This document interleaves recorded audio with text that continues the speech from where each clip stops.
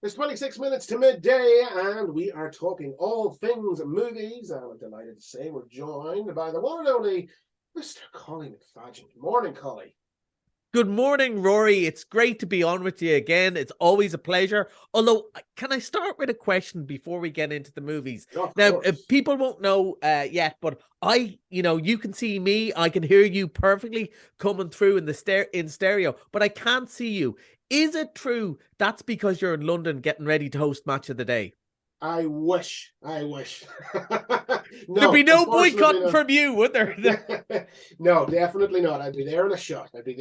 Uh, Well, fair enough. And it's a bit, we're a bit football scores at the moment because this month we're going to be talking loads of sequels. We've Scream 6, we've Creed 3, which, let's face it, is kind of Rocky 9. We've John Wick 4. And, as a Man United fan, I'm just glad Transformers 7 isn't for a couple of weeks yet. So we won't be we won't be mentioning that one. So where would you like to start today, Rory? Well, I'm looking at your background there, Collie. I know where you want to start. Let's go with Scream 6. That's it. There's a very scary picture, and then there's the fella behind me as well. Ghostface is back again. I suppose what's amazing about this, the original Scream, which I remember going to the cinema to see myself, and it was quite shocking because it was the first sort of horror movie that was made for people going, we know you've seen horror movies. We know you're in on the joke. And that guy always dies. This girl always survives. Yeah. And we're going to play with that. And one of the amazing things, I'm going to do a slight spoiler for the first Scream 30 years ago or whenever it was, to kill Drew Barrymore off right at the start was mind-blowing. Because nobody saw that coming. Nobody saw that coming. I assumed she was the star of the movie, that she was going to be, what Jamie Lee Curtis was to Halloween. And it was a real shocker. So to keep on going and produce something as fresh as this is really surprising because it has got great reviews. Now, I have to say, when this opened on Wednesday, I was doing little name drop, I was doing a special introductory screening of On Colleen Kuhn, so I wasn't able to see it yet, but I sent a couple of colleagues of mine who are absolute horror nuts, and they were delighted in it. And I think one of the reasons, sometimes when a movie, when they're famous for being in one location and they move to another location, it really is kind of a boring phrase. But because in Scream, the whole point is, who's the killer? It could be anyone. To move to a massive city like New York, to be stuck on the subway in Halloween, when all the people are in costumes thinking any one of these people could be the killer, is a great idea. And I know you don't mind a horror yourself. And is this one you would like to see? And look, it's one I probably, it has piqued my interest purely because of, as you say, it's a new location. Yeah. And I really want to see, does it still have legs? Because, it's the same concept. It's the same, it's basically the same everything, but in a whole new setting. And it's number 6, so number 6. Yeah, and there's definitely a dip. I think it's around 3 and 4 weren't great. 5 was a real return to form, and they brought some of the old stars. And I think what's happening now is some of the people involved in making it were massive fans of the original Scream. So they're bringing some fresh blood, pun totally intended, to it.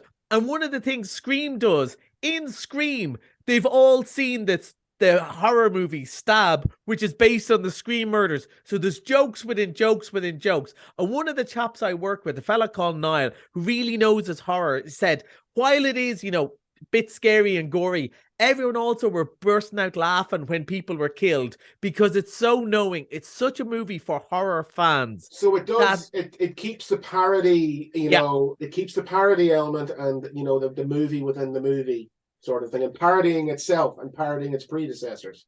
Absolutely. And it's aware of exactly the conversation you and I are having, going, lads, come on, it's number 6. How much can you do? And they're playing with that, which is probably the only way to keep it fresh. It is clever. It has made more money on its opening weekend. This is something they do. They open on a Wednesday and they count that as the weekend.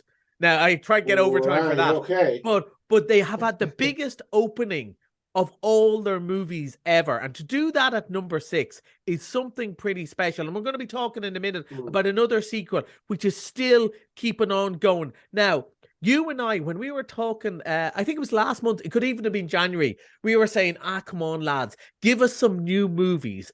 However, if you do, you can't take the old movies and put a fresh spin on them like this. It is worth going back and revisiting, because they're not just showing us the same movie. They're showing us, they're making a movie going, we know you saw the last one. We're going to catch you out. So fair play to them. It's not easy, and it's been a big hit already. Even if I get a little bit squeamish now. I must admit, there's probably a wee bit too much gore for me. But then again, I'm not 16 anymore. 16-year-old Collie would have thought this is the dog's business completely. And that's really who it's made for. So if you fancy, a bloody good time this weekend, it sounds like just write the movie for you. All right, so that's Scream 6, and that is in theaters now. And we move on to another sequel, and one that is still gathered, it still has legs. And this was one that I was unsure about when the first installment came along, because as you say, is it Creed or is it just Rocky with a different name? Well, I suppose this is the first one that I really can't say it is just Creed, because Rocky ain't there for the first time in all the movies. And like, again, as a franchise, Rocky, there was very few surprises, I suppose, aside from the very first one, which of course was an Oscar winner. And it's such a big popcorn movie, you'd forget that the first one was kind of a serious movie. And then, we had Clubber Lang and Ivan Drago, and okay, we'd Rocky 5, with, I think he was called Tommy Gunn, the Irish fighter. Yeah. That was rubbish. That was absolute rubbish. But even Stallone admitted himself. Yeah, that was, it was my a bad ring's choice. Outside now. Yeah, it was. It was a bad choice. Yeah, absolute rubbish.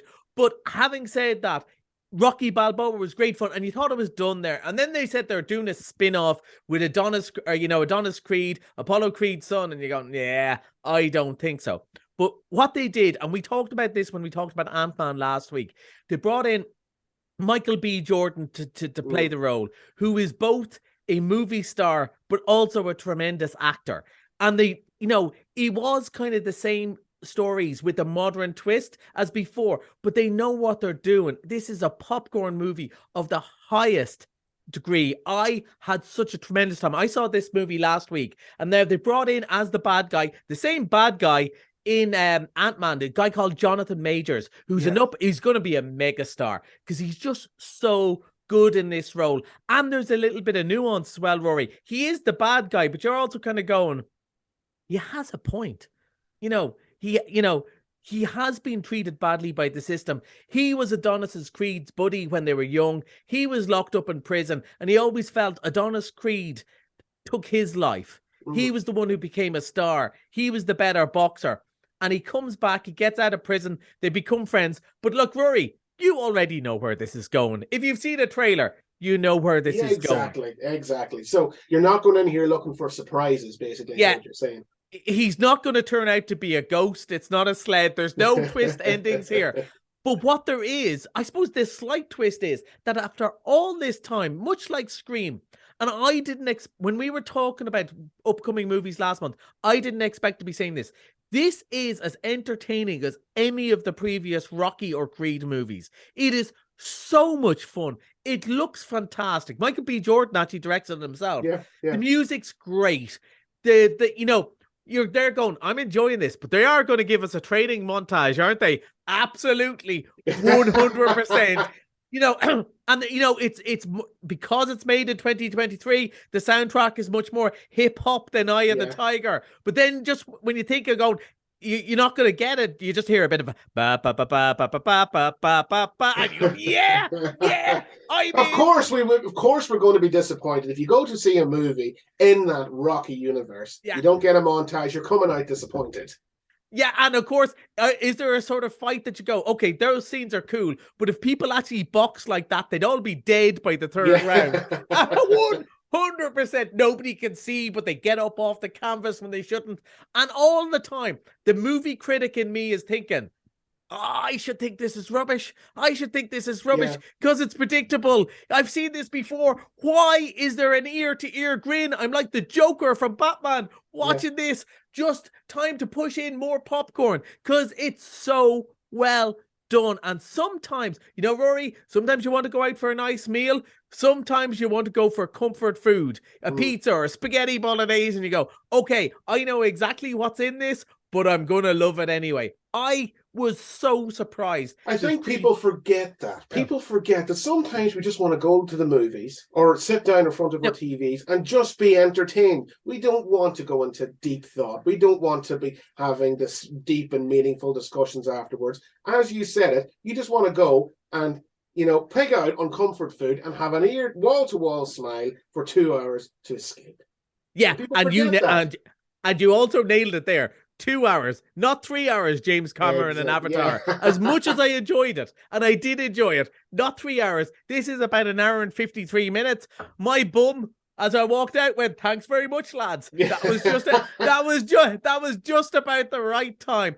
And sometimes, and like I love, you know, we've talked about like Banshees of Inisherin and Empire of Light and all these complicated movies, and that's great fun too. But I don't want all that. Sometimes you want steak, sometimes you want comfort food, sometimes you want to try that new Thai restaurant.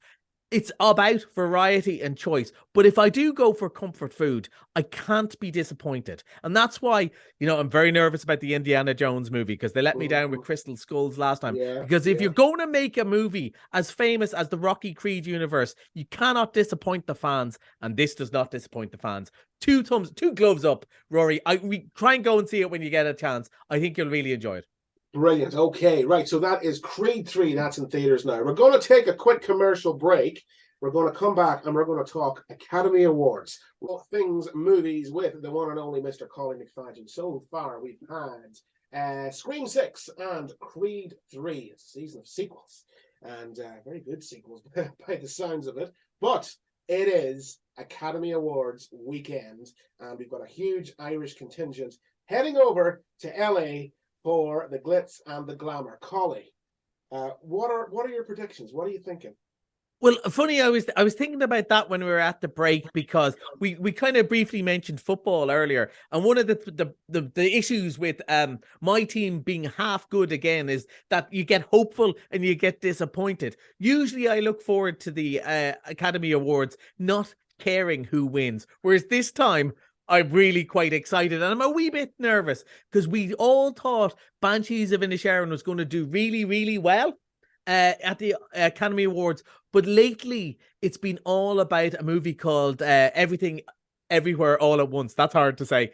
And I think that might pip it to a couple of the big awards. But I'd still be reasonably optimistic that Colin Farrell might just get the award, which would be brilliant because, you know, he's been great for years. And we were talking earlier about Michael B. Jordan and Jonathan Majors doing both the movie star stuff and the actor stuff. Colin Farrell has been doing that too. He was great in The Batman, even though most people didn't realize it was Colin Farrell. Yeah. Right, but in Banshees of Inisherin, I couldn't take my eyes off him, except maybe when Barry Keoghan was on the screen.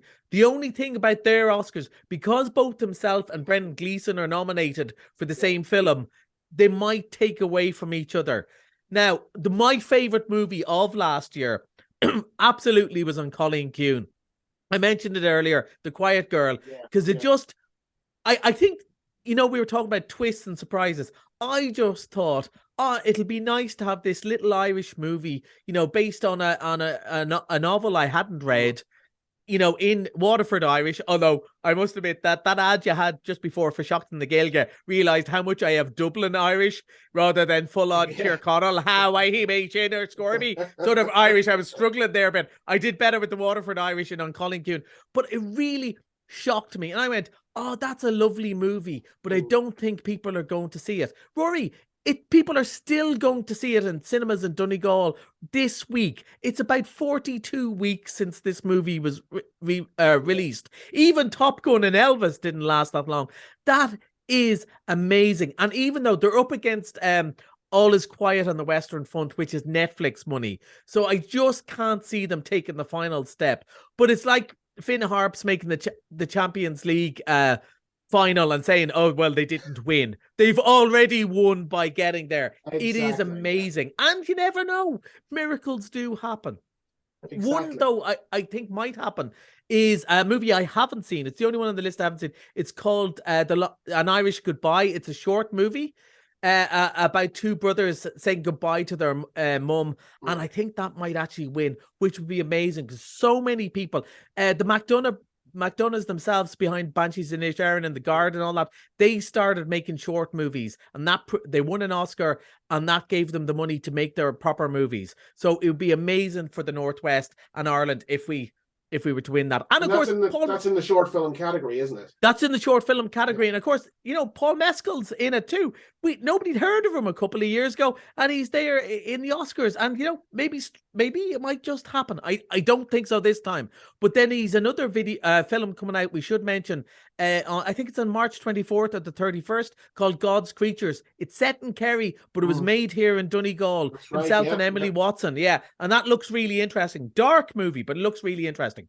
Yeah. So, a huge Irish, the biggest Irish representation we've ever had at the Academy Awards. I mean, we've always had something there in, the animation category or the short film category. But we're all over it really this year in all the major categories. Or most of them. I assume it'll be a green carpet, not a red carpet.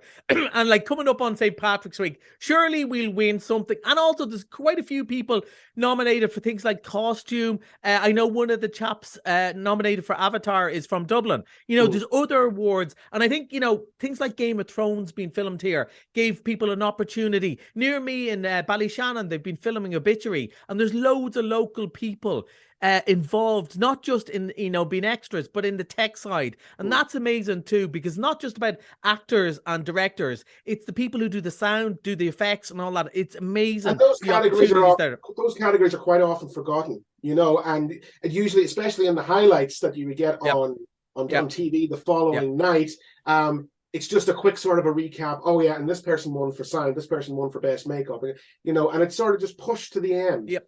People forget about what it actually takes to put a production like that together.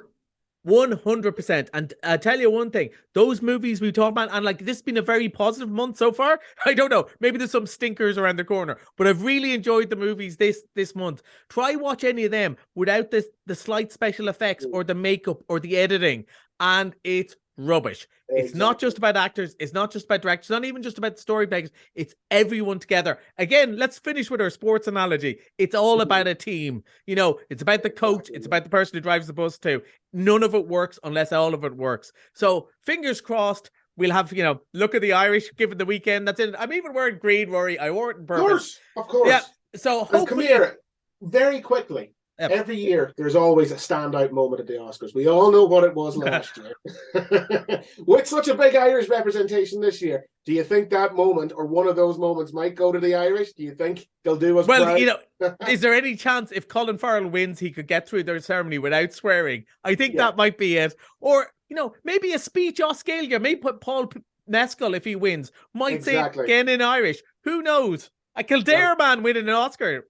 Crazy. Exactly. Well, who knows? Monday morning will be very, very interesting. Collie, a pleasure as always to talk to you. We'll talk to you again next month, April, can you believe? We'll talk to you then. And what do you have any idea what's coming up?